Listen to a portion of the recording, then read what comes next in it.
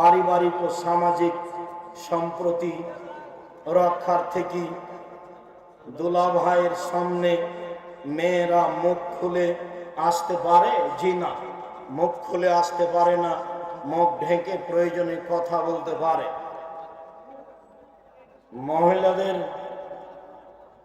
মহিলাদের জামাত, আমি একজন সরকারি চাকরিজীবী। প্রতি বছর শেষে ব্যাংকে আমার টাকা না থাকা সত্ত্বেও 5-6 সুদ আসে। আমি তাহলে এই টাকার কি করব? যা আসে তার নিয়ে ছেলে মেয়েকে বলে রাখতে হবে, অসহায় পুরুষ নারীকে দিয়ে দিতে হবে, খাওয়া হারাম।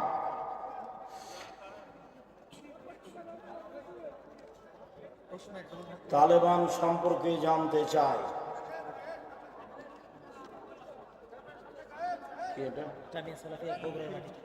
বগুড়ার মাটিতে জামিয়া সালাফের প্রতিষ্ঠান করার কোনো পরিকল্পনা আছে? এইখানে পাশে কোথায় একটা জমি এক লোক দান করেছে, ইনশাল্লাহ সেখানে এই বছরই শুরু হবে বলে ভাবছি, দেখি কখন শুরু হয় ইনশাল্লাহ। আমরা পরিবারের অমতে প্রেম করে বিবাহ করি। বিয়ের 3 বছর পর আমাদের পরিবার মেনে নেই, আমরা পরবর্তীতে আর বিবাহ করি নাই। তোমার আব্বার উচিত 2 জন সাক্ষী নিয়ে পুনরায় বিবাহ পড়ানো। 2 জন সাক্ষী নিয়ে যতদিন পর্যন্ত তোমার বাপ বিবাহ না পড়াবে ততদিন পর্যন্ত তোমাদের জেনা হবে। 10 ছেলের মা হলেও এটাই ঠিক। আমার প্রশ্নটা হচ্ছে, ব্যাংকে চাকরি করা হারাম, এর সত্যতা আমি অকপটে স্বীকার করি, কিন্তু যদি এটা সত্যি হয়ে থাকে তাহলে এখানে টাকা জামানত বা ব্যাংকে রাখা, জি, ব্যাংকে চাকরি করা আর টাকা ব্যাংকে রাখা দুটো এক নয়। খুশিতে মাসে মাসে টাকা উঠাবেন ব্যাংক থেকে, লোন নিয়ে বাড়ি করবেন, আর নিরুপায়ে টাকা ব্যাংকে রাখবে সুদমুক্ত অবস্থায়, দুটো এক কি করে আপনি ভাবলেন? নামাজের ভিতর যদি এক আয়াত থেকে অন্য আয়াতে চলে যাই তাহলে কি নামাজ হবে? জি হবে, কোনো সমস্যা নেই, এবং তাতে সহসিজদা দিতে হবে না। দেখিও কি লেখা আছে। আমরা রড মিস্ত্রি কাজ করি, কাজ শেষে কিছু 60 রড বাঁচে, ওগুলো মহাজনকে না বলে বিক্রি করি। এটা আমানতের খেয়ানত, হারাম। এটা না বলে বিক্রি করা যাবে না। হারাম টাকা হালাল কোনো ব্যবসায় বিনিয়োগ করলে সেখান থেকে উপার্জিত। হারাম টাকা হালাল কোনো ব্যবসায়, জি না, হারাম টাকা দিয়ে হালাল ব্যবসা করা যায় না। হারাম টাকা দিয়ে হালাল ব্যবসা করা যাবে না। স্বামী মারা গেলে স্ত্রীর নাক ফুল পড়তে পাবে না, এটা হিন্দুদের নীতি। স্ত্রীর ওই সময়ে নাকে কানে পরনে যা আছে তাই থাকবে, খুলতে পাবে না। নতুন পড়তে পাবে না 4 মাস 10 দিন, নতুন পড়তে পাবে না 4 মাস 10 দিন, খুলে দিতে হবে, হিন্দুদের নীতি। ছোট বাচ্চাদের কালো টিপ পরানো যাবে কি? কোনো রহস্য থাকলে শিরক হবে। রহস্য যদি না থাকে, দেখতে ভালো লাগে, তাহলে কালো টিপ দেওয়া যায়। নামাজ ছেলে মেয়ে আলাদা কি না? জি না, ছেলে মেয়ের নামাজে কোনো পার্থক্য নেই, একেবারেই পার্থক্য নেই। এতটুক যে মেয়ে ইমাম হলে লাইনেই থাকবে, মহিলা মানুষ ইমামে ভুল হলে হাতের উপরে তালি মেরে ভুল সংশোধন করবে। সলাতের নিয়ম কানুনে পুরুষ নারীর কোনো পার্থক্য নেই।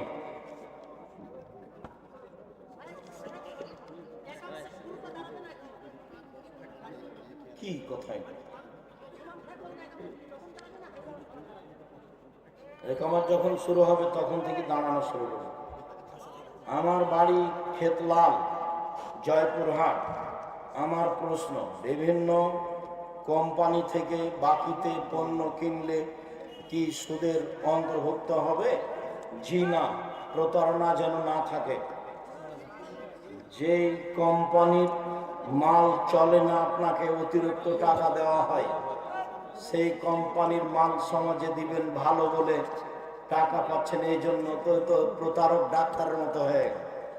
ও ডাক্তার তো জানে যে এর চেয়ে ভালো কোম্পানির ওষুধ আছে, তো ওই কোম্পানির ওষুধ লিখেছে তার প্রেসক্রিপশনে, যে তাকে টাকা দেয়, তো এর টাকা লস, ওর বাপের পড়ানো লস, তো প্রতারক ডাক্তার।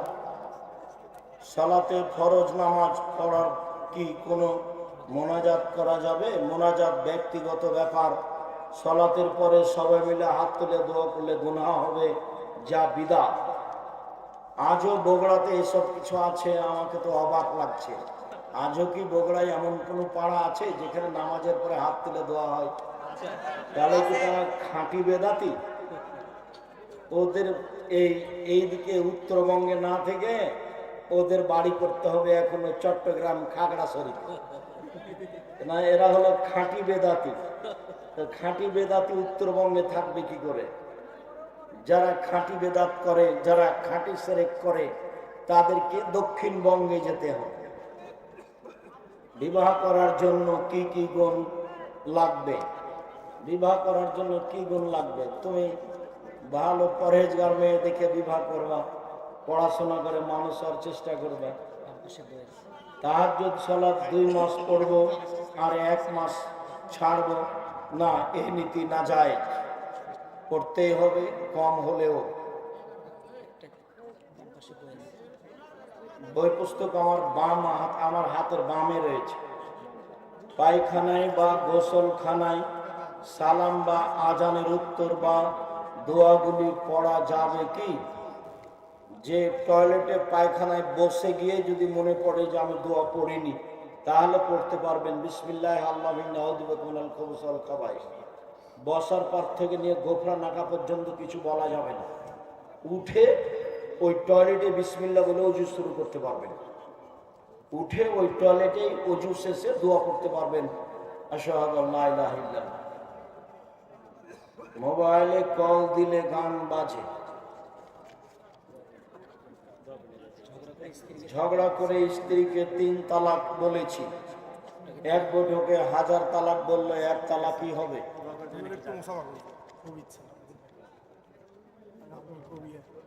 আমরাও চলে এসেছি। মামার সাথে ভাগ্নির বিবাহ কি জায়েজ? মামার সাথে ভাগ্নির বিবাহ হারাম, চিরদিনের জন্য হারাম। যদি চাচাতো ভাগ্নি হয় কোনো সমস্যা নেই, মানে চাচাতো বোনের মেয়ে। তো বইয়াতে ঢাকাতে এক জায়গাতে চাচাতো বোনের মেয়েকে বিবাহ করেছে, তাই মাওলানারা বৈঠক বসিয়েছে বিবাহ বাতিল করার জন্য। তা আমি বলছি যে ওর চাচাতো বোনকেই তো বিবাহ করা যায়, মেয়ের মাকেই বিবাহ করা যায়, তো মেয়েকে বিবাহ করা যাবে না? ও তো চাচাতো বোনের মেয়ে, ওই সূত্রে মামা বলছে, মামা বলবে স্বাভাবিক। কেননা তোমার খালাতো বোনের মেয়েও তোমাকে মামা বলবে, তোমার মামাতো বোনের মেয়েও তোমাকে মামা বলবে, তোমার নিজ বোনের মেয়েও তোমাকে মামা বলবে, তোমার চাচাতো বোনের মেয়েও তোমাকে মামা বলবে। এটা স্বাভাবিক ব্যাপার। তোমার জন্য যেটা হারাম সেটা তোমার নিজ বোনের মেয়ে।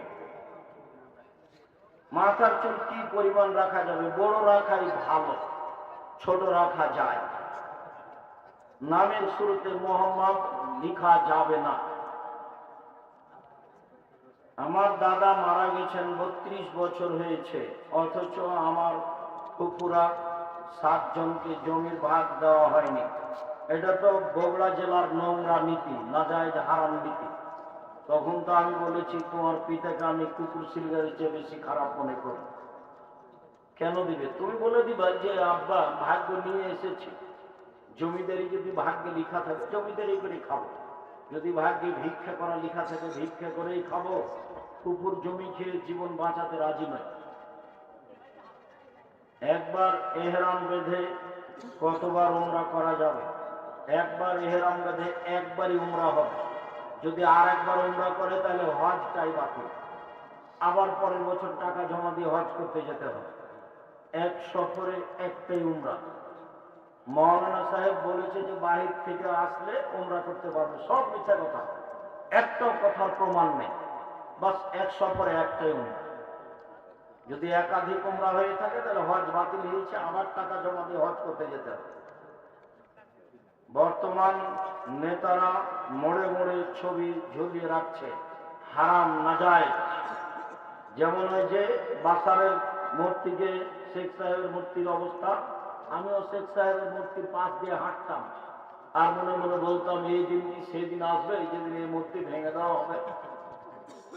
তবে এত তাড়াতাড়ি আমি মনে করিনি যে তোমরা সময় দিবে মাত্র 45 মিনিট, এইটা আমি ধারণা করি। আর মূর্তি এইভাবে ভাঙবে এটা আমি মনে করছিলাম যে ঈসা আলাইহিস সালাম আসলে ভেঙে। আমি ঈসা আলাইহিস সালাম পর্যন্ত ভাবছিলাম, মানে ঈসা আলাইহিস সালাম যেদিন আসবেন সেদিন কোনো মূর্তি থাকবে না, কোনো কবর থাকবে না, কোনো ক্রুশ থাকবে না, কোনো শুকুর থাকবে না, সব মেরে দেবে, সব ভেঙে দেবে।